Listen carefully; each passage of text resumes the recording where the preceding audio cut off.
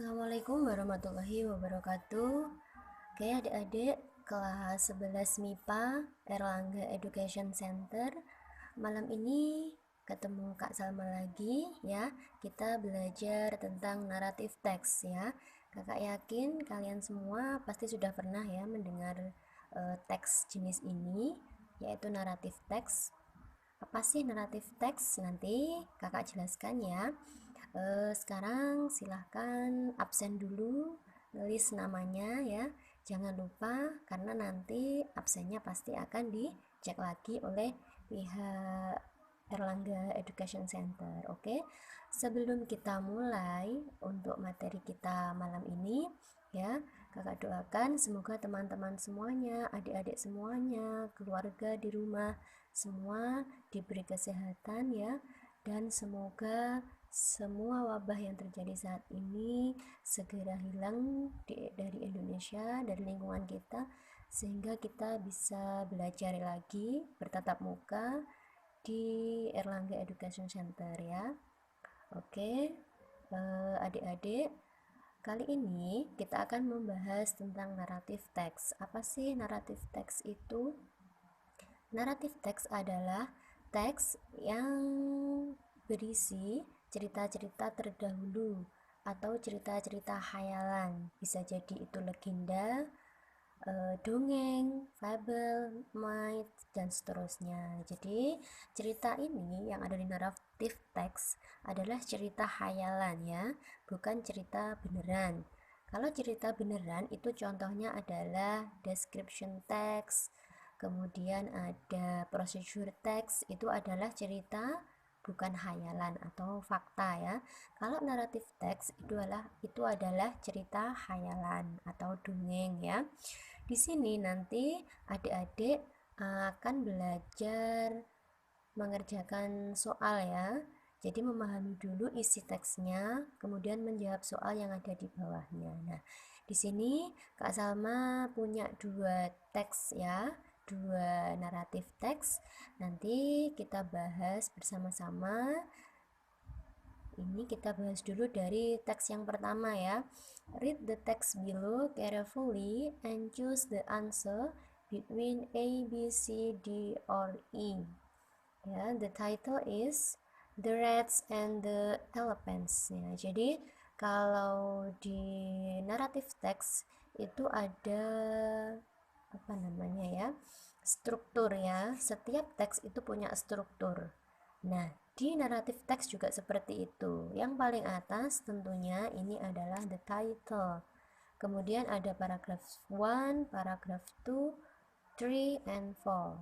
Paragraf 1 ini disebut dengan orientation, atau bisa jadi kalau di descriptive text itu namanya adalah ya identification, tapi kalau di narrative text ini namanya orientation atau pengenalan ya, pengenalan tokoh. Kemudian paragraf 2 dan 3 ini adalah complication. Jadi di paragraf 2 dan 3 ini mulai ada masalah ya, ada konflik. Kemudian di paragraf terakhir ini adalah resolution.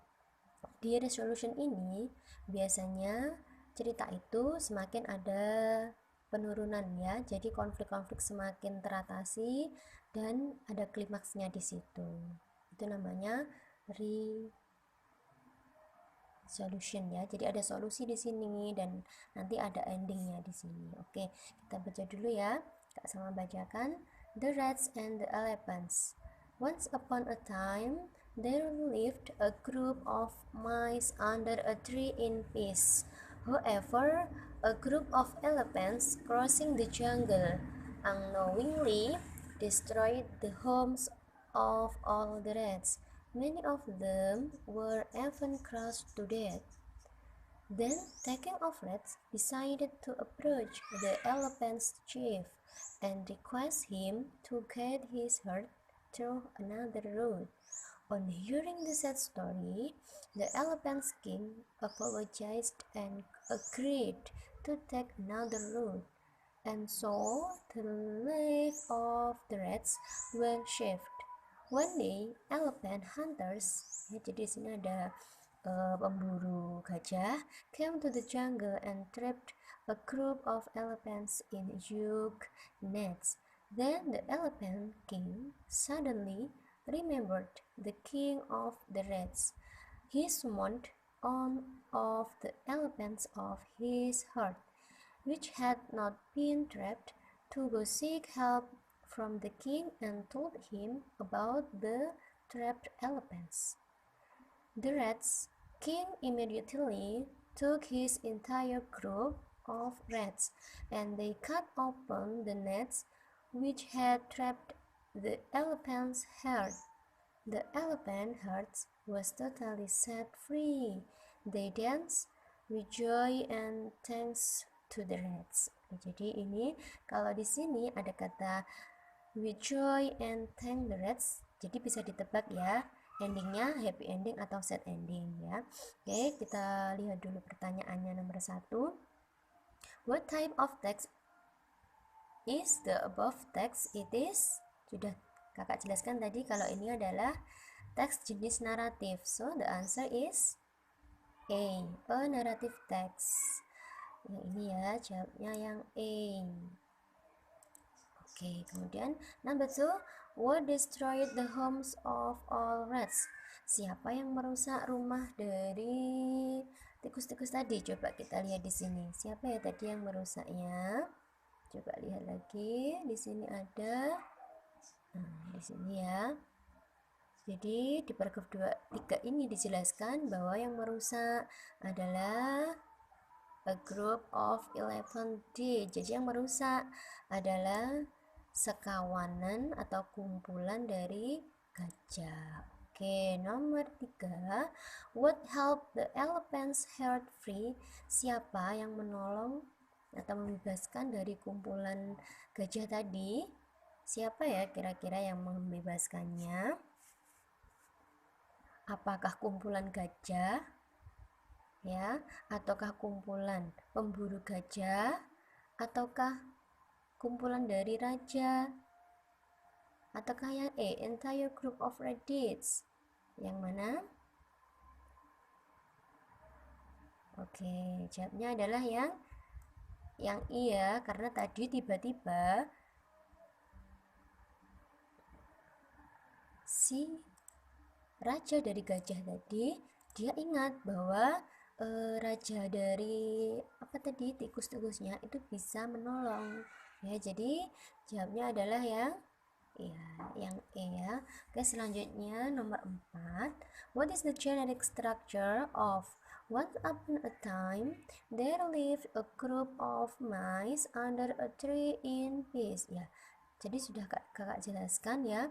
Ingat kalau di dalam teks naratif itu teks yang paling atas itu biasanya adalah teks pengenalan, bagian dari pengenalan teks tersebut. Jadi kalau ini bagian pengenalan ya, bisa dilihat dari ciri-cirinya. Ada kata once upon a time, ini adalah contoh dari orientation atau pengenalan ya.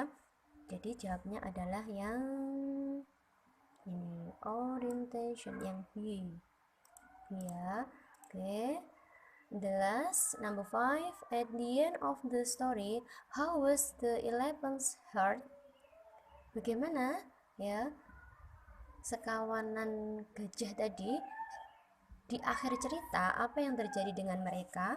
Apakah mereka bebas ataukah mereka tetap diperangkap oleh pemburu gajahnya? Ya, jadi tadi sudah dilihat ya di kalimat terakhir, they dance with joy and thank the rats. Jadi dari sini bisa kita simpulkan bahwa sekelompok gajah tadi merasa bahagia dan berterima kasih kepada para tikus-tikusnya itu. Jadi mereka merasa bahagia. Oke, jadi jawabnya adalah yang C.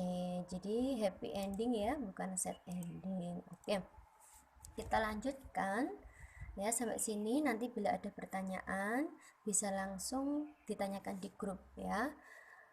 Oke, kita lanjut ke teks yang kedua. Read the text carefully and answer the questions below. Kalau tadi yang pertama adalah multiple choice atau pilihan ganda, sekarang yang kedua nanti soalnya yang di bawah adalah ini esai ya. Jadi bisa lebih paham dengan makna yang ada di dalam teks. Coba saya shoot dulu bagian ceritanya. The title is Sura and Baya. It is a legend ya, legenda dari sebuah kota. Pasti teman-teman semuanya adik-adik tahu ini kota apa ya. A long time ago, there were two animals, Sura and Baya. Sura was the name of a shark and Baya was a crocodile. They lived in a sea. Once, Sura and Baya were looking for some food. Suddenly, Baya saw a goat. Yummy, this is my lunch, said Baya. Jadi di situ suatu hari Sura dan Baya lagi mencari makan, kemudian tiba-tiba mereka ya, Bayanya itu melihat seekor kambing ya, goat ya.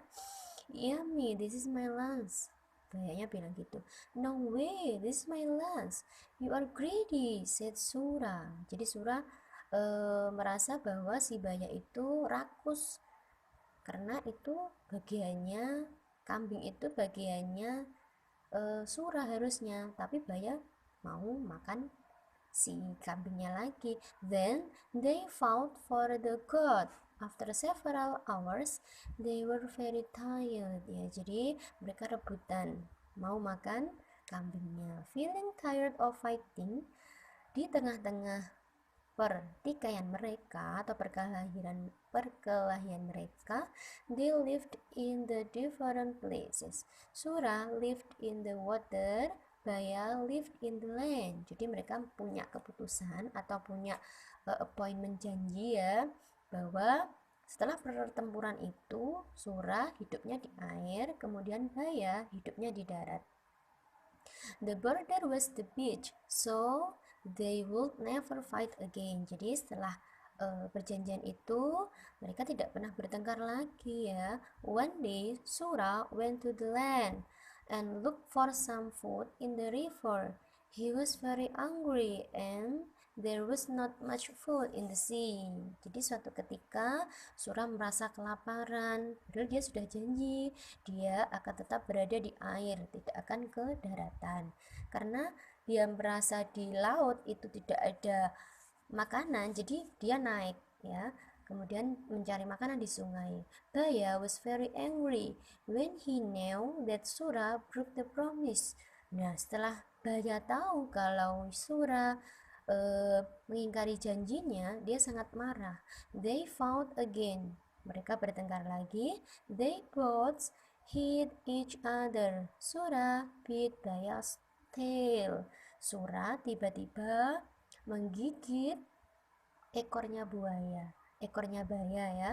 Baya did the same thing to Sura. He bit very hard until Sura finally gave up and went back to the sea. Jadi mereka berdua tuh sama-sama saling menggigit ekor mereka. Dan sampai akhirnya Sura finally gave up. Suranya menyerah dan Sura kembali ke laut. Nah, after that Baya was happy. Jadi Baya merasa senang karena dia merasa menang ya dari pertempuran itu. Oke, what is the title of a narrative text above? Apa tadi judulnya? Jelas ya di sini ya, Sura and Baya. Jadi the title is Sura and Baya. Oke, number 7, how many characters in the story? Ada berapa? Ada 3 ya. Sura, Baya, and the goat. Oke, number 8, what is in Baya? Jadi Baya itu seperti apa? Di sini dijelaskan tadi, Baya were looking, ini ya, Baya was a crocodile. Jadi Baya is seen like crocodile. Jawabnya di sini. Kemudian number 9, why are they fighting? Kira-kira kenapa mereka kok bertengkar? Ya, because ya, they fight because of Goat, mereka rebutan mau makan kambing. And then number 10, anyone who violates the agreement between Surah and Baya. Siapa sih yang melanggar perjanjian dari Surah and Baya? Surah ataukah Baya? Tadi di cerita sudah ada ya. Jadi siapa yang melanggar perjanjiannya? Oke, Surah ya. Jadi yang melanggar adalah Surah. Karena dia udah berjanji di laut, tapi dia naik ke permukaan, ke daratan. Oke, the last, what lessons can we learn in the story? Apa sih amanat yang bisa kita dapat dari cerita Surah and Baya? Oke, the lesson is that do not break a promise that has been agreed upon. Ya, jadi jangan sekali-kali kamu merusak perjanjian dari apa yang telah kamu sepakati, karena itu bisa merugikan kamu sendiri. Oke, that's all about our lesson today ya. Semoga anak-anak, adik-adik bisa memahami teks naratif dengan baik dan bisa menjawab setiap pertanyaan yang ada kaitannya dengan naratif teks. Oke, tetap semangat semuanya. See you next meeting. Wassalamualaikum warahmatullahi wabarakatuh.